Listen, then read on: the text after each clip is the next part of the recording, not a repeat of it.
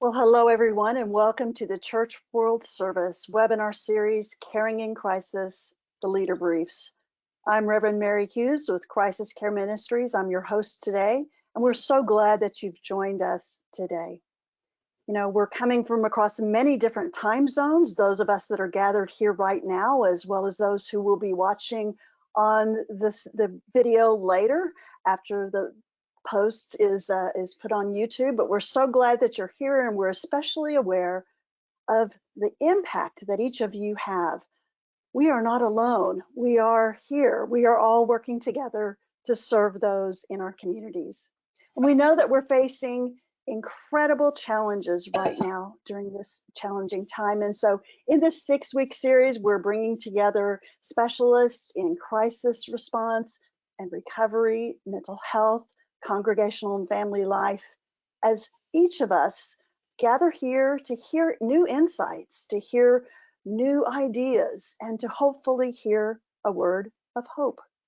So today we're very, very blessed to have the opportunity to hear from the Reverend Dr. Kevin Ellers as he presents for us the first 48 hours, spiritual caregivers as first responders. But before I introduce him, I do have a few housekeeping reminders. As the introductory slide rotation indicates, you can find all things webinar, details about resources, details about our presenters, and Kevin has already put on that website several resources that he'll be talking with you about today. Just click on the webinar hub at the top of the page, and it's updated regularly, so be sure to refresh your page. While you're there, I do want to mention one more resources that was just added yesterday. If you click at the top of the page under tip sheets, you'll see a new resource that I think all of us can benefit from seeing. It's you'll see some general resources there, but this new resource is from the National Child Traumatic Stress Network, and it's titled Talking to Children About War. I know I'm not the only adult who has wondered how to talk with children about some of the things they may be hearing from our international news over the last couple of weeks. And we're especially mindful today of that great challenge we're facing. Throughout the webinar today, please feel free to type questions or comments in the question box. That's the question box, not the chat box. And we hope to be able to address your questions and comments toward the end of our hour.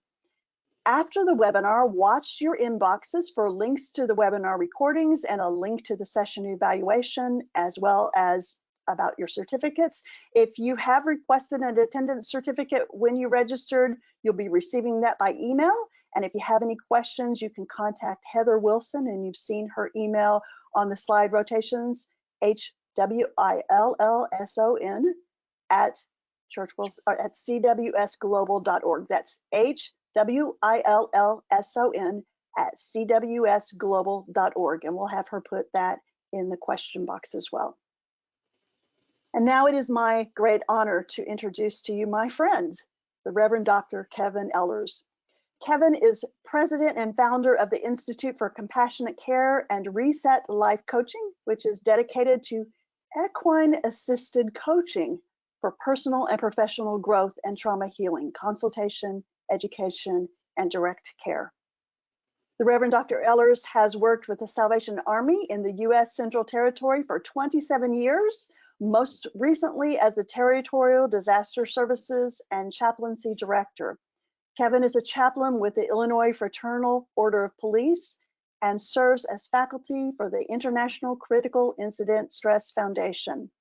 He is the past chair of the National VOAD, that's Voluntary Organizations Active in Disaster, Emotional and Spiritual Care Committee, and he has extensive training and experience in crisis response, disasters, chaplaincy, pastoral ministries, marriage and family therapy, and social services. And he's written many, many books as well.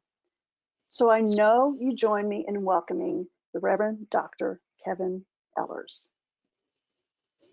Good morning, everyone. Sorry I can't see you, but you can see my face here, I believe. So Heather, let me see if you can see my screen now. Can you? Let's see here. Are you seeing my PowerPoint? Yes, we are. Okay. Okay, so welcome all you amazing humans who are doing incredible things on the front lines. It's good to spend an hour with you. Wish I could see you in person. So the mask mandates are kind of going down in Chicago, and it's been amazing. For the first time in months and months, I've seen people's full faces, so that's been good. And some people who worked it for a year, I've never even seen their full face. So we were laughing about that today. It's like, that's what you look like. So sometimes, like me, it may be better if half my face were covered. But I got asked to do this talk, and they named the title for me. I guess they found it from my book, and so they wanted me to bring some highlights out of that. My wife and I wrote that many years ago. Actually, we weren't even married at that point. So my wife Jennifer was Sisney at that time. Wrote a book called The First 48 Hours: Spiritual Caregivers as First Responders. And so some of the things we're going to talk through today come from that book. That book originally came, though, from something you see on the top slide up here is the American Association of Christian Counselors. Jennifer works for them now full time and worked there at that time as well. But we were at a conference there, and they asked us to do, I think, a 90-minute workshop on that. And then Abington Press came to us and asked us to make it into this book. And then it morphed into this thing you're seeing on the screen now. We actually have a 2-day, 14-hour course. That's a CSM course, Critical Illness and Stress Management. And so we're going to pull some pieces from that to talk about today in this hour. We're going to talk about just a few things I think are really relevant. As we've been going through COVID this past couple of years, it seems like the crises that we have had, nothing has changed with that as far as the levels, except it just seems to be exacerbated even more and more. And so as I travel around the country and I deal with our teams and our caregivers, it's just a lot of hurting people and there are a lot of tired people. So I think it's just to take a few minutes today to just step back and to remind us of some of those basics of things that we sometimes forget. These basics are part of us as human beings that we desire to have and that we need to be healthy human beings. There are actually what I call the 10 P's of psych first aid, spiritual psychological first aid, as I call it. I want to tell you what those are that we have in that class. And like I said, those are covered in the book too. The first one is that whole element of presence. We often talk about this in the chaplaincy world or mental health world as being sometimes a ministry of presence. Then we talk about protection, and that is about safety. How do we help people to feel safe in times they don't feel safe? That's been a huge thing that we've struggled with the last couple of years, especially with the pandemic. And then there's the element of practical assistance. So we're going to talk about those three mostly today. There's the element of perception, and then there's defining what the problem actually is. We'll talk about that a little bit. Psychological resilience, that's a section in there. And then processing is about telling the story. How do we as human beings tell our story? And this has been very difficult this past couple of years with COVID because we can't get together, we can't see each other, and so we are people of narrative. We always have been, and most of our faith traditions, you look back, there's a lot of stories of sacred stories throughout there of how people interface with each other and their higher power or whatever, or God. It's a very big part of that. Then there's a sense of purpose, and that purpose is about hope. And the next thing is about preparing. That's preparing for the future, help people to be able to cope with that crisis or trauma or a loss or whatever that is. And the last thing is passing it off. So we are not meant to be alone. And so we as caregivers need to understand that it can't just be on us, or otherwise we will hit burnout. And I'm seeing a lot of that with my fellow colleagues and friends out in the field. So this first thing let's talk about the element of being present. And that's the whole thing, is that concept of I will be with you.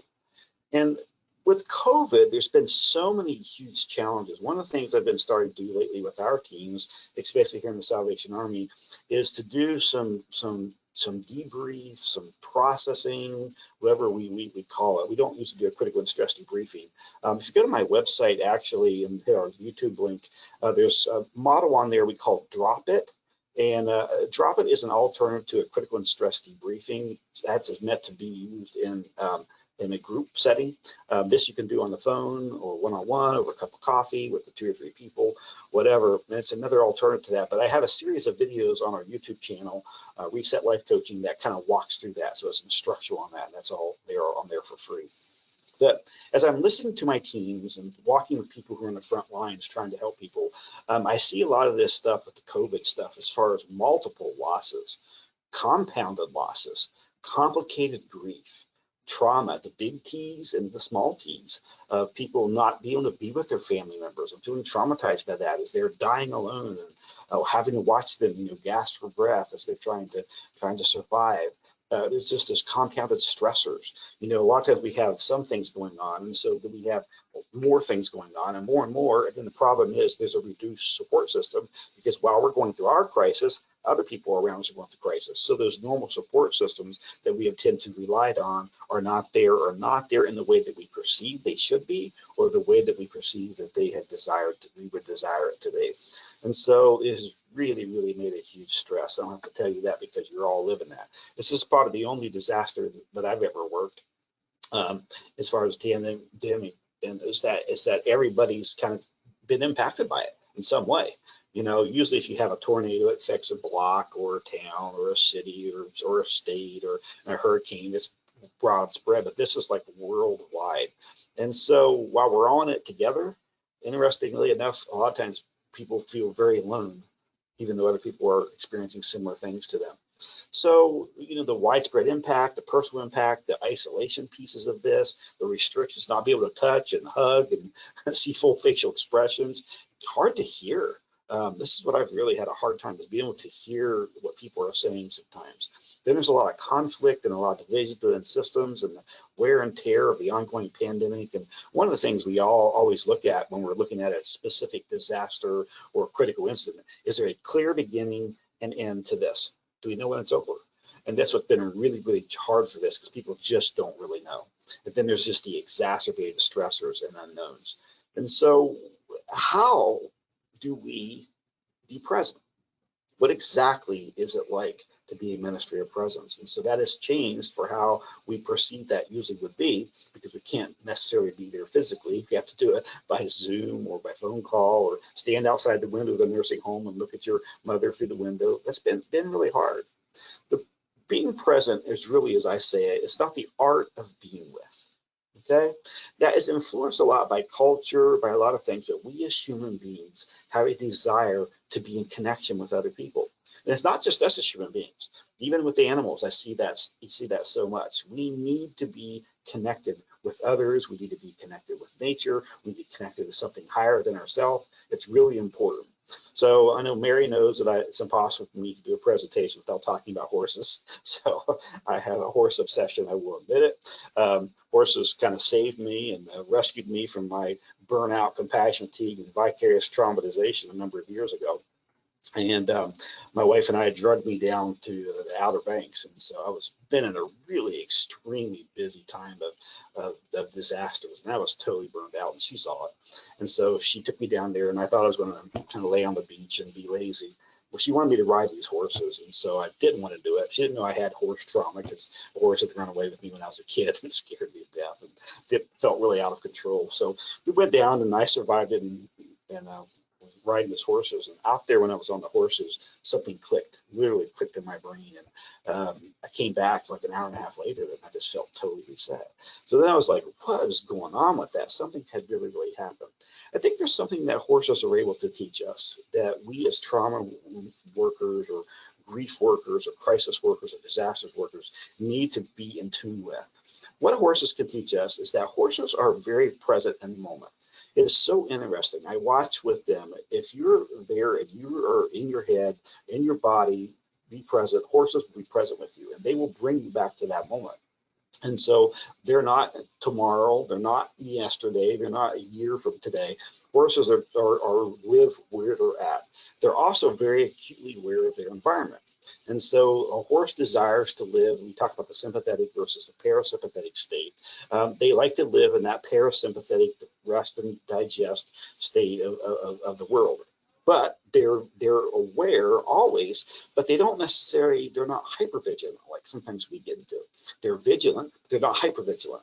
And so if they need to be aware and run, they'll do that, but then their head goes down and they relax and they start to eat.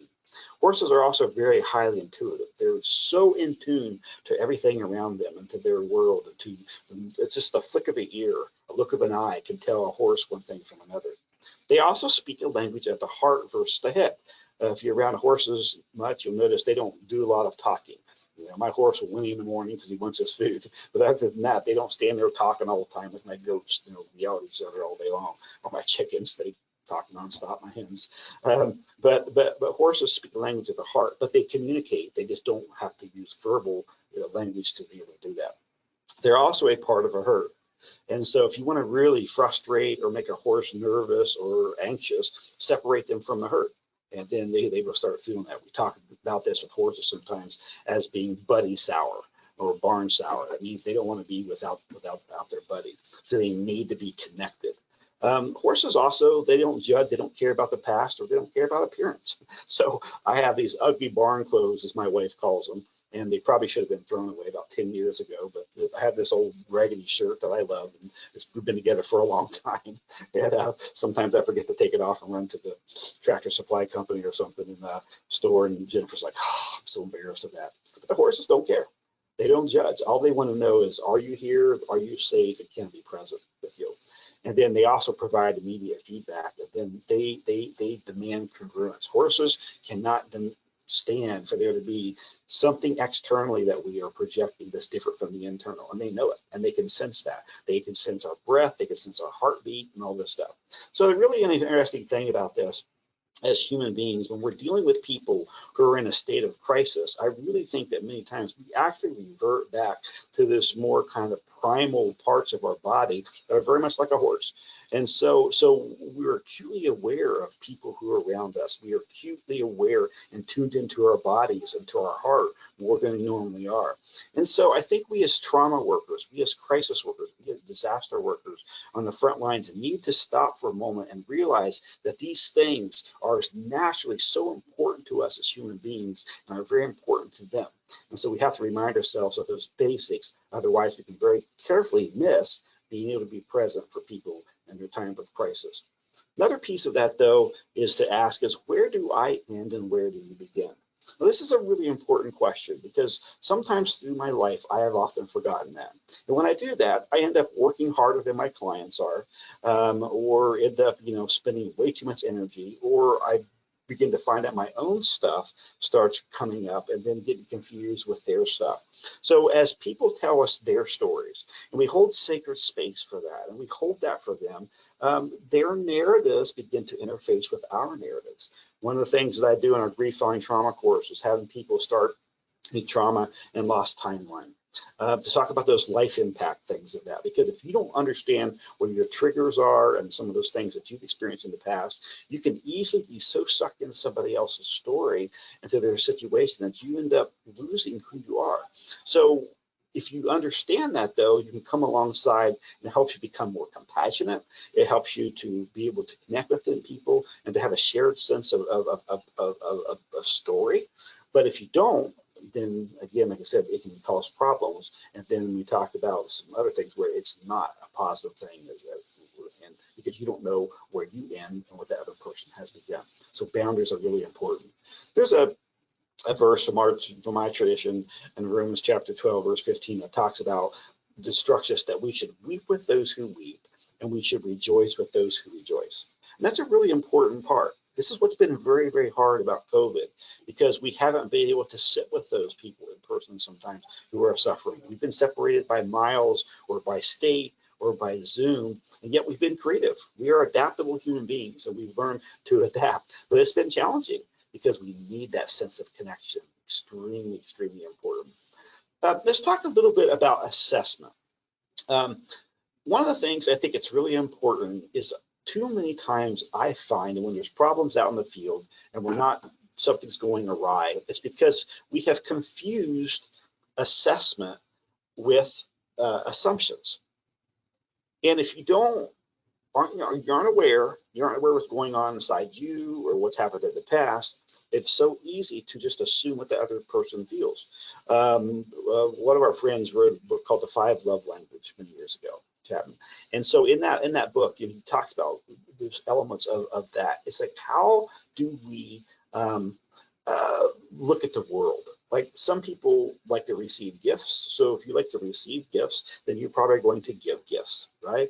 If your gift is gift of touch, you probably are a very touchy person yourself. But that may not be the other person's love language. So that whole element of us with assessment is how do we view the world? Some things that we need to be assessing, and we need to help our teams assess this. Our communities of faith do this. Our workplaces, basic needs. Some of those basic needs have not been able to be met with COVID. And so we've spent a lot of energy and money and time trying to help people get food when they couldn't get it, when they're food insecure, or hydration, or, pandemic PPE, those types of things. The whole element of safety and security. In those times of pandemic, it's created a lot of sense of not being safe and not being secure, not knowing where to turn, not knowing what to believe. And then the whole conflict that's come out of that have really kind of ripped families and churches apart, and houses of worship. And so it's been very, very hard. We also need to assess their levels of functioning. And so we'll talk about that a little bit more. Their levels of social support. And the levels of social support can vary very broadly from one person to another. Some people may be happy with one friend and a cat, right? They're more introverted. That's all they need. It's a good friend. Other person may need multiple people. Some people may be surrounded by a lot of people around them, and yet they really do not feel supported. So what is their level of psychological functioning? That's a big piece of that. What are their assets? What are their coping abilities? And what are their reactions and their spiritual reactions and needs? So we're going to use a little tool in a little bit that I'll show you, something that you can use in the field that can help you with that.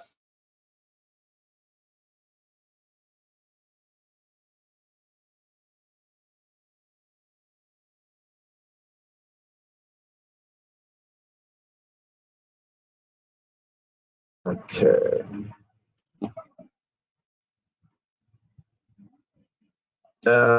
Heather, can you guys hear me? Yeah, you froze, but you're back. Okay. Can you guys see my screen okay? Yep. Okay. My whole screen looks very weird now. Okay. Let me adjust this real quick.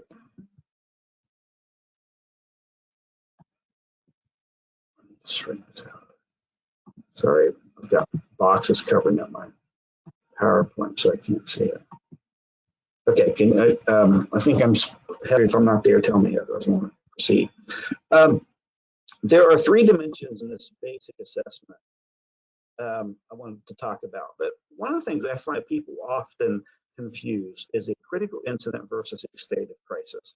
This is a really important thing to understand, because if you miss this, what's going to happen? We will be providing overcare for people who may not really need it, but we can undercare for people who really do need it.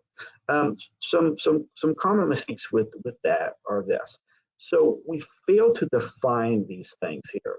So the one thing I want people to look at is, number one, is when we look at what a crisis is simply that there's a psychological homeostasis. We talk often as a balance has been disrupted. So this room that I'm sitting in right now is controlled by a thermostat. If it gets too hot, the air conditioner comes on, or if it gets too cold, the heat comes on. So it kind of establishes a homeostasis, kind of a norm in the middle of this room. Our bodies, our souls, our spirits, our psyche, our heart are designed as human beings. So when we're out of balance and we don't feel that we have homeostasis, we will do whatever we need to do to get us back in balance. So sometimes there's healthy things we do. Sometimes there are unhealthy coping mechanisms that we do. The second thing is, in a state of psychological crisis, is that one's usual coping mechanisms has failed to reestablish homeostasis. So we talk to a friend, that doesn't work. We go get some ice cream, that doesn't work. We eat another whole bowl of ice cream. We eat a whole tub of ice cream, that doesn't work, right? We call another friend, we call our pastor, whatever, and it doesn't work. And so there's that. Then what happens is that third thing is there's a distress that's engendered by that crisis, and it yields some level of functional impairment. So Kaplan talked about this way back in the 60s. And this has been a classic in the field of crisis intervention for many years, but I find so many times we miss that. So a critical incident happens, and we are thinking that people are having a crisis. We go in and we overcare for them when they were doing fine on their own. Or sometimes we see it as a minor event because they experienced some event that seemed to be far more powerful in the past, and they went through that fine. So if they survived their husband dying and their grandfather dying, and they survived their cancer, then surely the death of their cat's not going to send them over the edge. They're strong. Well, that cat may have been the last thing holding them together.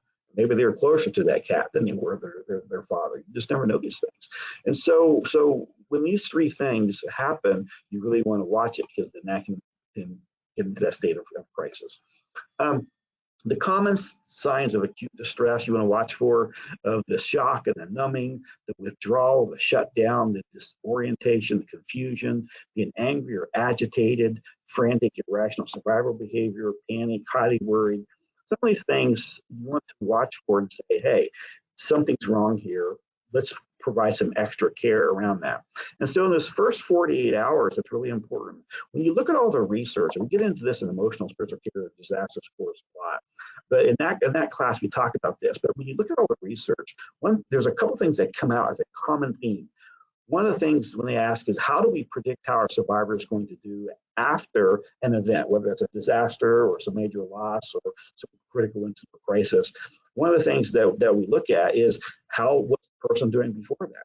And that is one of the biggest factors that can help determine how a person will be doing in the long term. So in this first 48 hours, to do some careful assessment, to watch how that person is doing. Yes, they're distraught. Yes, they're grieving. Yes, they're having lament. A lot of stuff's going on. But look at that and their survival functions. But look at how they were doing before that, and maybe ask some friends and then provide them with some care around that. So 3 dimensions in basic assessment is, how does that survivor perceive the critical incident? Number 2, how does the survivor perceive their own available resources? And 3, how does the survivor perceive that this has impacted them personally? These 3 are extremely critical. Every situation that I'm going to, I don't care what it is, I'm always asking these 3 things, because otherwise, if I assume that they're doing a certain way, I may be completely wrong, and I provide more care than they need, or I may not provide enough care for them.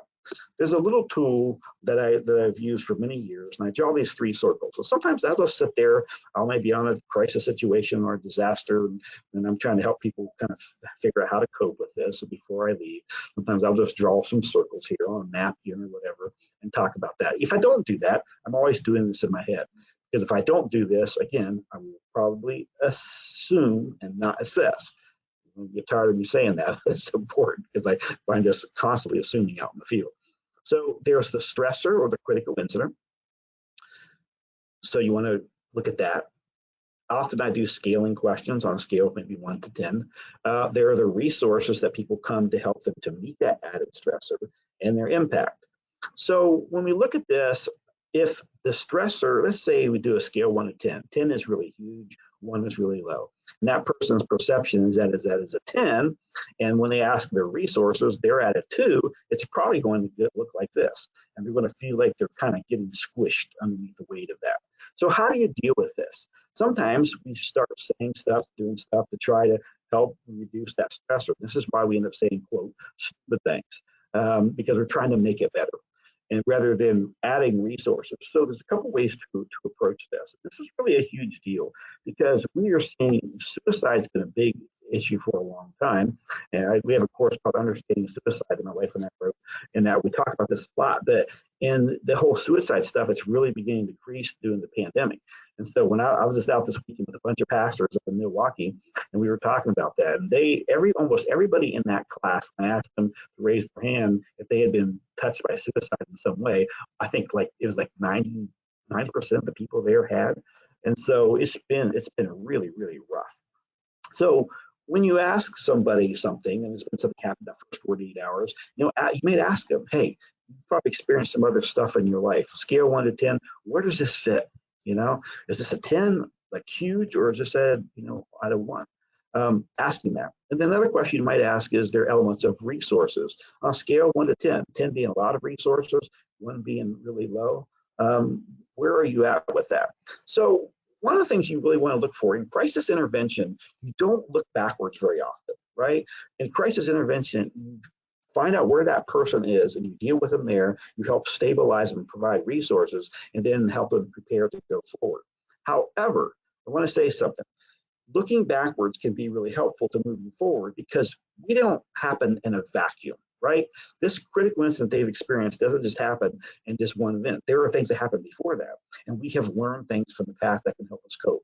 So you can look backwards to find pathology and difficulty, but you can look backwards to also find some positive things that's happened.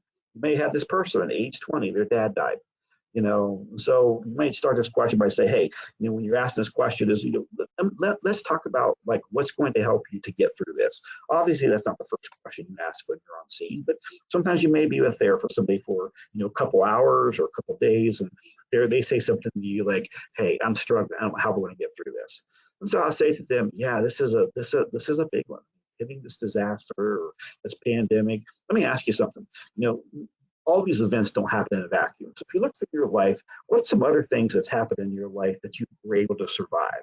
And they may say, my dad died when I was 20. Wow, that's a big one. Okay, so how did you get through that? What got you through that? Then you might be at 30. My best friend was died in a car accident. Wow, that's really hard. What got you through that? Right? So you're looking backwards for resiliency indicators, some lessons learned. What is a support system that they can bring forward? It's really, really, really important. And so that can help them to deal with this, say it's a tornado or whatever it is, that current stressor. So again, if you look backwards for pathology, you will find it. But if you look backwards for strength and resilience, you will find that as well. So that's a little part of that critical incident piece of that, looking at that stressor and defining that. Second thing you want to do then is assess what is their perception of their resources that they have to cope with this. So sometimes I will take this, you look at this circle in the middle, there's a circle that says resources. Sometimes I'll just draw a circle in the middle of a piece of paper or on a napkin and say, okay, this is you. Let's talk about it. You've mentioned some other things that you've survived in the past. Let's write some of those things out. So I might say to her, Mary, what have you experienced? I say, oh, my brother Tim, he's always been there for me. And so she may say, talk about her friend Susan. She may talk about her faith community, her church, or Sunday school group, or small group, or something like that, or maybe her work, or neighbors, or she may talk about her emotional health or her physical health. She may say, hey, I've got a bunch of money in the bank.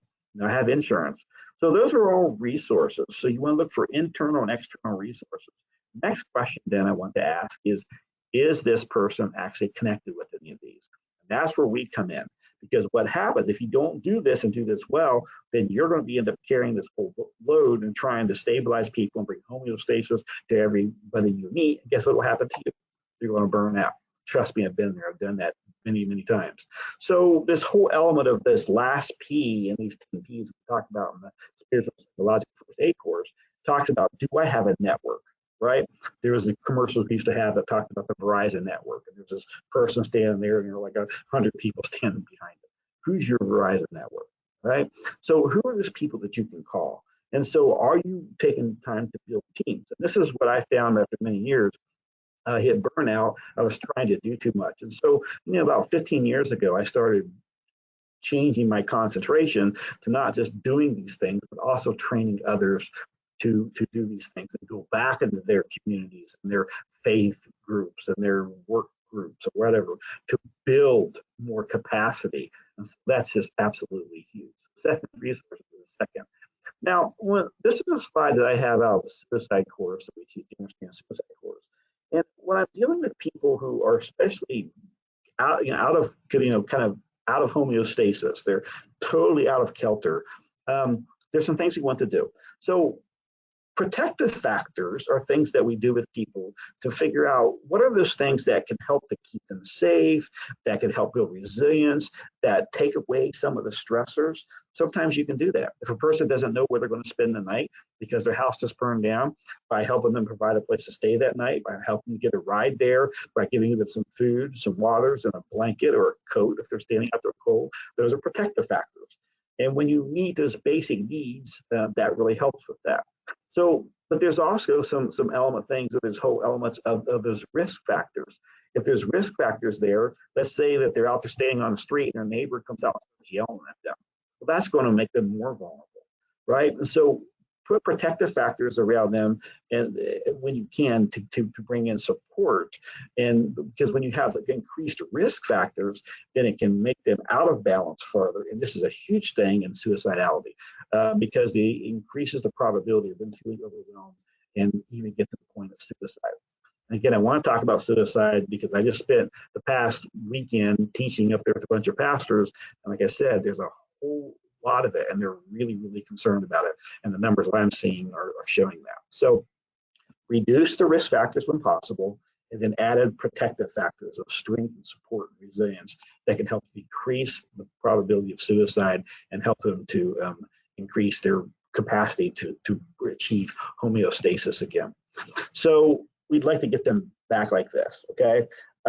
So again, it's a twofold process, okay? And I really challenge you to think about your community or where you operate or your organization and figure out which can you do.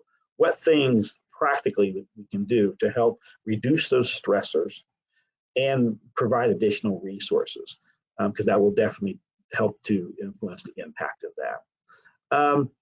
So I want to talk about that safety, because the safety is a part of this. The world has not felt safe for the past couple of years. I've sat there with many, many people talking about that. And so when we talk about this, when we don't feel safe, we move into this, what we call there's a sympathetic and a parasympathetic state, okay? And there's some great video teams on YouTube, you can do it. We teach it in the class more of it. But we're meant to design to stay in that parasympathetic state.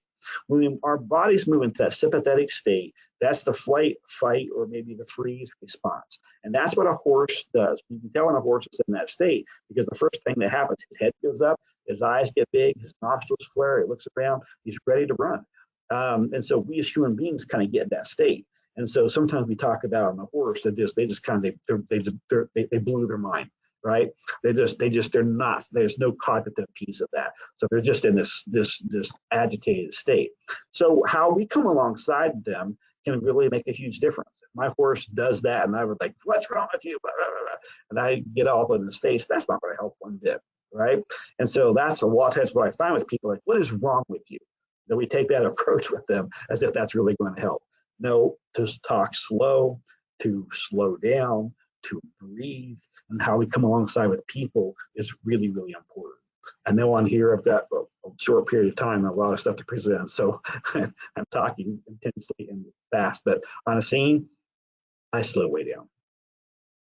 I use very few words, ask really good questions, and I spend a lot of time just sitting in silence with people.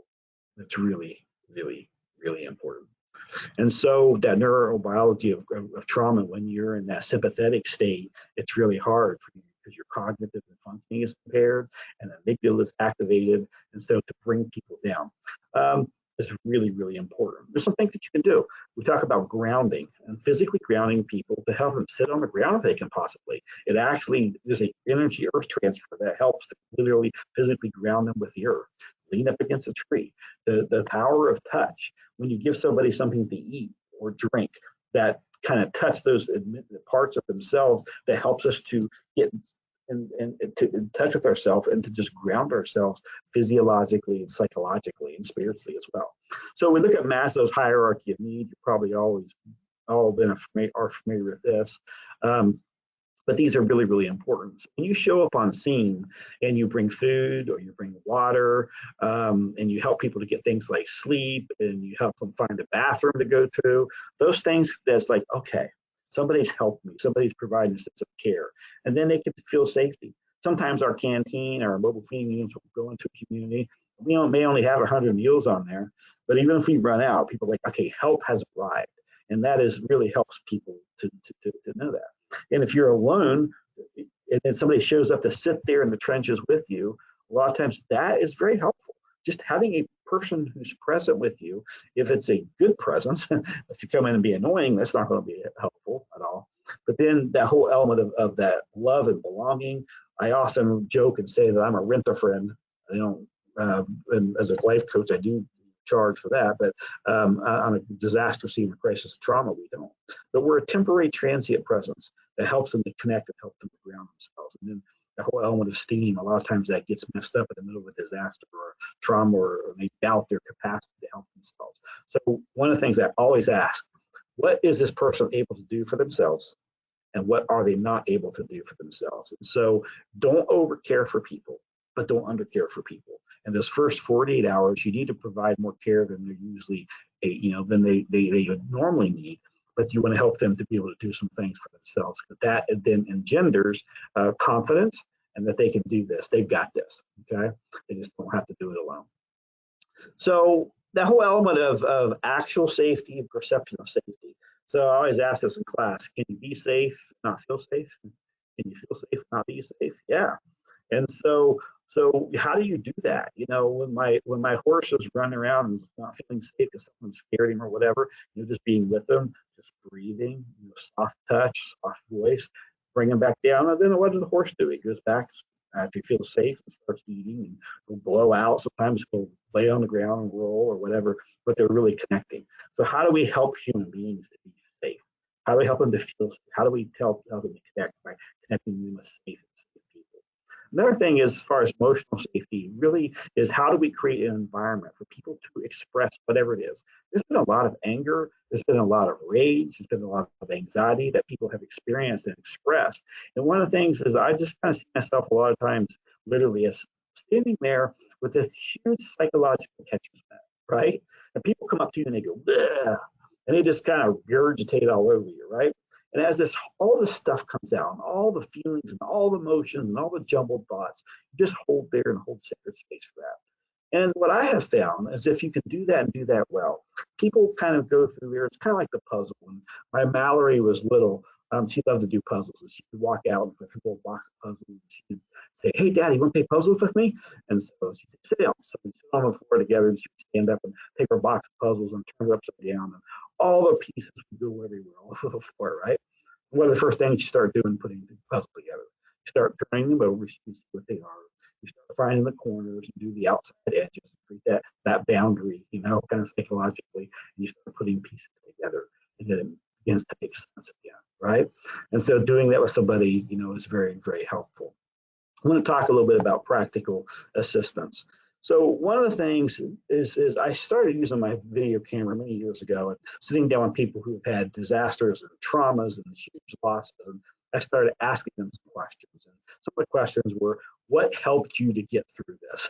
And also asked them what didn't help. And so they had plenty of those stories too. So we often say, hey, how can I help you? I'd like to have you change that. Because we usually say what we usually say, actually, we usually say is let me know if I can help. Do people ever call us? Probably not. So the question is, how can I help you most right now? And sometimes it's looking at them and saying, they're so overwhelmed, they don't even know that they're cold. So bringing a coat and saying, here, wrap this around you. Getting them a blanket, getting them some food, getting them some water.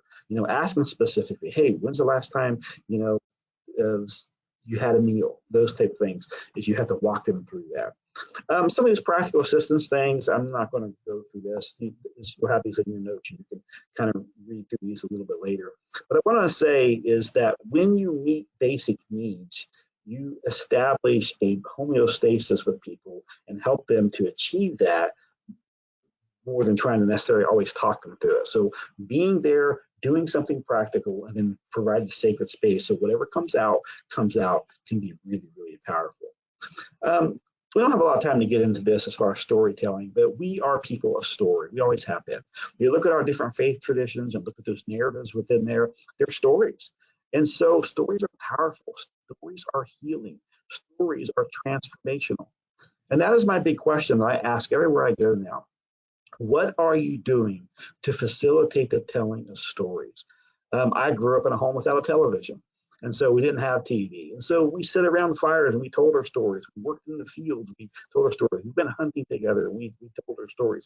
And so there's a piece of that we just learned of that. I think now culturally, I see a lot of times we sit there and watch television, and then we watch into people's lives, and we're kind of voyeurs into other people's lives. And so how do we do that? How do we transform? Where do we find opportunities so that we can sit and that we can hear and we can support? Very, very important. And that's, again, been very challenging over the last 2 years with COVID. But I found people who have found some ways around that by having meals by Zoom. And so it's kind of hard to taste people's food. But if you eat something you don't like, I guess that works. So a couple things on this as far as a story. When you hear a story, you bear witness to their pain. And in doing that, you validate that the event actually happened. This is extremely critical in the grief following trauma course. We talk about this a lot, because one of the things when you tell somebody that somebody has died, one of the first things I'll often say is, no, it can't be. I just talked to them an hour ago, right? Had a couple of friends recently who died of a heart attack in the last 3 months. And we're just like, no, your mind just can't grasp with that. So holding space for that and validating them, starts to make it real. It helps them to then move from denial to face the reality of their losses. It provides a safe environment for cathartic release.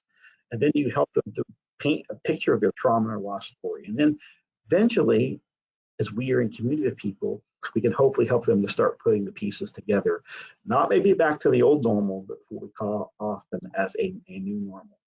And so just encouraging people to talk to people, providing a safe environment for do that. One thing I want to challenge you on is be careful that you don't step into this too much to start trying to dig up painful stuff from the past or traumatic details. People will tell you what they need to tell you. So don't be a voyeur into their study. I like this into their trauma. Elizabeth Kubler-Ross had this quote I love.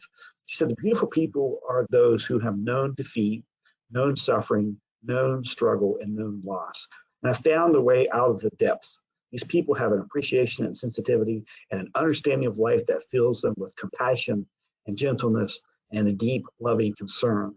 And I love this last sentence. Beautiful people do not just happen. And I looked at from my own faith tradition and many other faith traditions is we can grow from these experiences. And so one of the questions that I've been asking while I'm sitting with COVID is not just talk to people about how hard it's been. I want to hear that first. That's the first step. But the next question I'll ask them is there anything that you have learned about yourself, learned about life? And then people, I find, love that. I just spent time on 3 different sites with a bunch of different drug and alcohol program people who were just burnt out. And so I spent the first time listening to them and let them tell their story using the drop-up model I talked about before. And the last thing, as I talked about, is what do you take away? What have you learned about yourself? What are the positives? And we spent so much time with that. They left at a very different place 2 hours later than they did when they walked into that room. So this last thing I wanted to talk about before we close up and ask some questions is passing it off. What do I do with this? When you take all these people's stories and you hear them, and many of you on the front lines, you do this day in and day out like I do. My question is, do you have balance? This is a scale that sits right up here above my desk. And it's a reminder of me when I come into my office and I leave my office, I'm standing there looking at that. Do I have balance? Because so many times in my life, I have not. And I am a person who has a lot of passion about life, and I love doing all this stuff. But many times I can get out of balance. And then when I get that, I'm not good to anybody else or myself. So there's a story from the Judeo-Christian story of David and Goliath that many of you are aware of. And so when he goes out to fight this Goliath, this big giant, Saul tries to give him his armor and his equipment to go do this. And it just doesn't feel right for David. David is not able to use that. He doesn't know how to use this stuff. So he takes his slingshot, and that's not a little thing like a Cracker Barrel or something. This is a real slingshot that has a lot of power. What he was used to using in the field. And he's able to do that to be able to win that battle. You know, those of you who are doing this on the front lines, we've been here for a long time, okay? And we can get really, really, really tired. I've been there this past couple of years, many, many times. I've got a very, very stressful job and a lot of responsibilities, and I never feel like I'm ever getting caught up. But I've learned some ways to be able to cope with that, and I will share some of those. This is what I call Kevin's 6 S's. And so I encourage you to use these for yourself. But I also encourage you to use these with your clients because there's things that we as human beings need. And one of the things I switched, my original training was in theology and all that stuff and pastoral care, but I was a marriage and family therapist. And I changed to be more of a life coach because a lot of the men that I want don't go to therapy. So basically my cops, my military guys, but they go to coaching because they've had to coach through the years as a basketball or football or baseball or whatever. But trying to coach people to do some of these things. I went to a monastery a number of years ago. It's a Subiaco Abbey down in the middle of nowhere, Arkansas. And I learned some things. One of the things I learned to start practicing, which is very hard for me, a very hyperactive go person, is stillness, silence, and solitude. So if you look at this picture, this is my front yard. And I hit burnout a couple times, and I decided instead of griping and complaining about it, I was going to do something about it. So I bought this 5 acres. And right across the street, you'll see is 250 acres of nature preserve. And there's my donkey in the middle of there and my horses. And they're out there in the front yard. And when I get home at the end of the day, or I've had a rough call or a suicide or a homicide or whatever it's been, guess what I had? Out there to sit with horses. Because what I know, if I will model those horse behaviors, they will bring me back into stillness, silence, and solitude. They will bring me from that sympathetic state into that parasympathetic state, and there is when I can find healing. The other 3 things of the 6 S's that I practice is social connections, okay? With safe people. People are outside that trauma thing who can speak life into you and to help you and confront you and all that stuff. Also, to celebrate your success. This is what I have a problem with, because I want to do what I haven't to do. All those things that I haven't been able to meet, and those things are really, really hard for me. And so to stop, to say, you know what? Yeah, there were 100 people I didn't get to see today, but I spent a couple hours with these 2 people, and those 2 people I made a difference in my life. I want to challenge you to, at the end of your day, to every day I start my day with some questions. And for me, it's to bring in the fruits of the Spirit to be able to, Galatians chapter 5, verses 22 and 23. But every day I ask myself this question: did I make the world a better place today? And so that may be that I sit with one person, and maybe I rescued a dog on the side of the road, and maybe I brought somebody a candy bar. I don't know, but it doesn't have to be a big thing. But celebrate those successes. Focus on what you were able to do versus you weren't able to do. Tomorrow's another day. And then the spiritual practices. I have to renew. I have to renew. I am not powerful enough of myself or have enough energy or strength to do all the stuff that I need to do in this world. And so I've got to have some outside source helping me. So I've learned to do those things. I want to close with this. I have this, what I call the disaster worker's prayer. I don't even remember which disaster it was I wrote this, but it's many years ago. I'd like to read this to you, and then we'll take a few questions. I call it a disaster worker's daily prayer. God, it's been a long day. And sometimes it's, God, it's been a long day, right? I'm exhausted and I need renewal. I have given all that I had to give and yet feel inadequate in what I could provide. My soul is grieved with the magnitude of pain and loss around me. I feel inadequate, weak, and lacking wisdom. I give my feeble efforts to you and pray that you will increase the results of my labor. May you bring others to finish the work that I was unable to complete. May you bring strength and wisdom and comfort and healing to those we assist. Help me to live faith, hope, and love through my words and actions. Reveal any arrogance or self-centeredness in me and keep me focused on serving those in need. Help me to love, though imperfectly, beyond my normal capacity. Help me to never do harm. Help me to carefully attend to those you bring across my path by being fully present in that moment. Provide for the physical, emotional, and spiritual needs of those we seek to help, as well as our team. Give my mind and body rest and renew me tonight so that tomorrow I can bring a small ray of hope and joy to some simple word or deed for those who desperately need it. This is my prayer. This is my prayer for you. So Mary, that is my presentation so far. I will turn it back to you if we have any questions. Kevin, we do. We have a number of questions in the question box. We understand that there have been some technical problems, and some of those problems we hope to be able to address. Some of the concerns related to audio may actually show up differently on the videotape, so on the video that will be posted on YouTube. So we invite you to check that out just in case that sound quality is better. A couple of comments. Aaron says, this webinar is incredibly helpful, even for me to use for self-care. I will be sharing some of this with my clergy group later today. Thank you. Lots of wonderful compliments for your presentation. There's a comment here, as an aside to what Kevin is discussing, allow me to recommend the book Horses Speak of God by the Reverend Laurie Brock. A wonderful reflection on the spiritual connection and signpost experience through time with horses. You want to comment on that one? No, that's a great book. Yeah, I'll try to post them on my website too. I have some whole bunch of horse books if anybody's interested in equine therapy. So they're amazing healers. Yeah, Kevin, it's been wonderful to hear Kevin as he's discovered and developed that equine therapy just to ask questions. And I want to fly up to Chicago just so I can experience your horses Great. sometime, Kevin. So there's a question about sharing the disaster workers prayer. That should already be there, isn't it? Did I send that to you, Mary? If not, I'll send it to you. It'll be in the PowerPoint that you share. We're aware of that as well. Yeah, it'll be in the, but I have a PDF that people could just print off, so I'll give that to you, Mary. Okay, fantastic. There's a comment here about, as a survivor, a suicide survivor, the loss of her husband, I am a huge suicide prevention and post-pension services. I'm assuming that that means an advocate for that.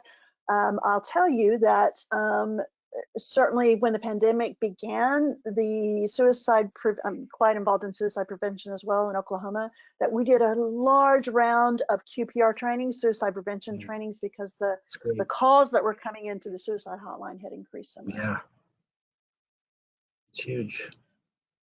Kevin, I don't know if you can see the questions as well. Several are coming in. Are you okay if I share the prayer with our ERTs during training? Oh, sure. Sharing the prayer. Yeah, definitely. Yeah.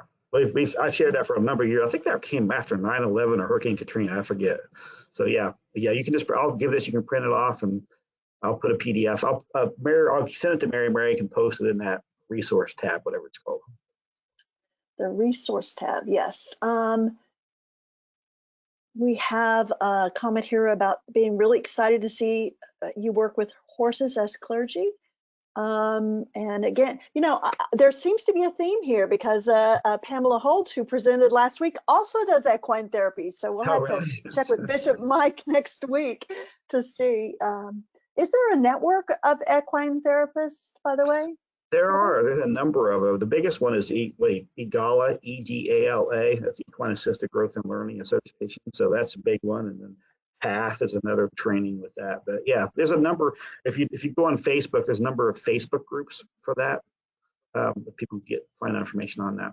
But I've got a video. I'm gonna put some more videos on my YouTube channel about horses for healing stuff. I'm working on a little mini video on that right now. So right. A comment here for thanking you for, she's been doing CISM for more than 20 years, and it always helps to hear both new and reminder information that we need to hear again. So Kevin, again, lots of gratitude for your presentation today. Good. You guys are doing amazing work, and thank you for all you're doing on the front lines. It just, people are always telling me, when they find out I'm on the national committees and stuff, just thank everybody for all they've done. A lot of times you may not hear that, so it does make a difference. Your presence makes a huge difference. So remember. Yes. Kevin, this is a really heavy question, and you may not have a whole lot of time to answer it, but do you have any suggestions about helping people become grounded in perceived safety? Mm-hmm. Any more comments about that? Yeah. So one of the things, grounding is really, really important. I know people define that very, very differently, but to what I did was, like, if I'm out on a police scene, as a chaplain or a crisis responder or whatever, and I've got somebody who's really feeling just distraught, whatever. A lot of times sometimes I'll have her take their hands and they'll have them breathe with me, just in, out, breathe it out, in and out. Sometimes what I'll do, I'll try to actually get them to actually literally sit on the ground. So you guys will find this interesting. So when I bought this farm, I wanted to build a office out in the barn. So I took part of my hay barn. I took a 12 by 12 inch stall and I drywalled everything. But when I made the floor, it's missing a 4 foot by 8 foot section. So because I live in Chicago, where people don't want to take their shoes off and be barefoot on the ground in January when it's 20 below zero, we can sit in a nice warm office and they can actually put their feet on the ground. And so when I'm doing some stuff for people with trauma, and a lot of that stuff is like to literally be grounded with the earth does help. So many years ago, a lady, she was one of our therapists.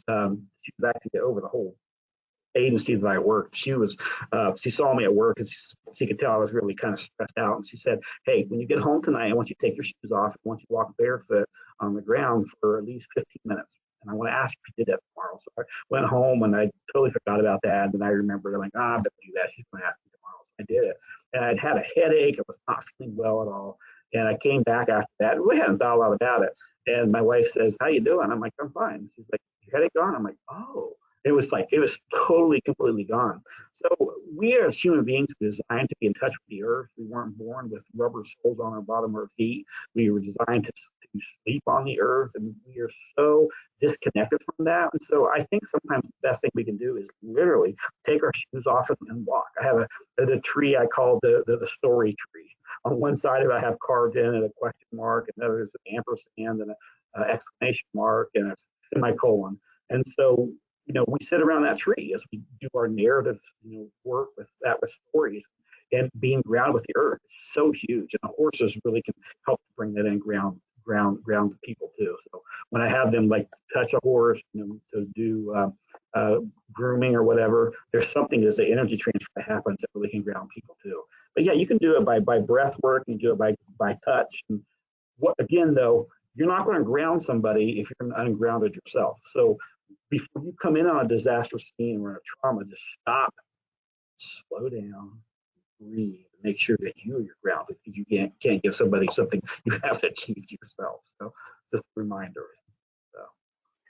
Well, Kevin, thank you again so much. If we were on a Zoom and we could see everyone's cameras, I'm sure we would all be applauding, and you could see us saying thank you to in that way as well. So I just appreciate you personally so much. I'm glad I have your cell phone number so I can call you.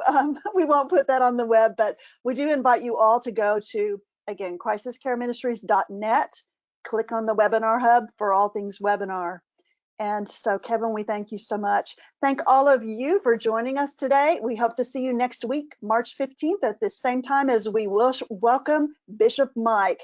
This is Bishop Mike Gerlinghouse as he presents for us Embracing God's Future Without Forgetting the Past, a conversation about loss, grief, and nostalgia in congregational life.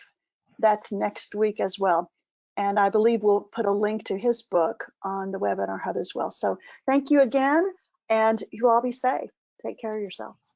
And I tell you what Mary always tells me, don't forget to breathe. Right, Mary? Don't forget to breathe. That's right. Breathe well. All right, Okay, y'all take care. Blessings, everybody.